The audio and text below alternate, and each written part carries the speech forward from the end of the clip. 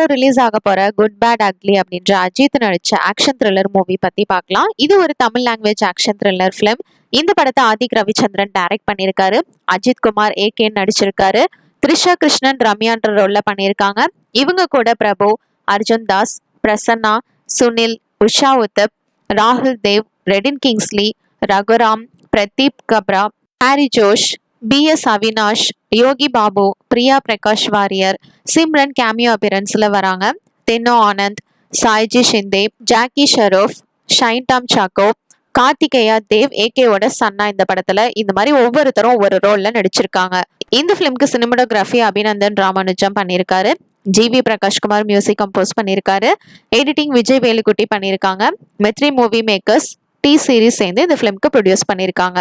அஜித் ஒரு farmer Don. இந்த படத்துல ஃபுல் வயலன்ஸ் தான். ஆனா இப்போ எல்லாத்தையும் விட்டுட்டு அவரோட ஃபேமிலி கூட பீஸ்ஃபுல்லா வாழ்ந்துட்டு இருக்காரு.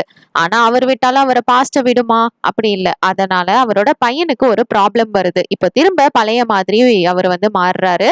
அதுக்கப்புறம் என்னெல்லாம் நடக்குதுன்றதுதான் இந்த பிலிமோட ஸ்டோரி. இந்த படத்தோட டோட்டல் பட்ஜெட் 250 crore பிளஸ்ல எடுத்திருக்காங்க. இது ஒரு ஆக்ஷன் த்ரில்லர், மாஸ் மூமெண்ட்ஸ்னு எல்லாமே மிக்ஸ் ஆன பிலிம். ட்ரெய்லர் சூப்பரா இருந்தது. செக் பண்ணி பாருங்க. வெயிட் பண்ணி பார்ப்போம் இந்த பிலிம் எப்படி இருக்க போகுதுன்னு. இப்போ இந்த படம் ஏப்ரல் 10 அன்னைக்கு தியேட்டர்ல ரிலீஸ் ஆக போகுது. கண்டிப்பா எல்லாரும் பாருங்க.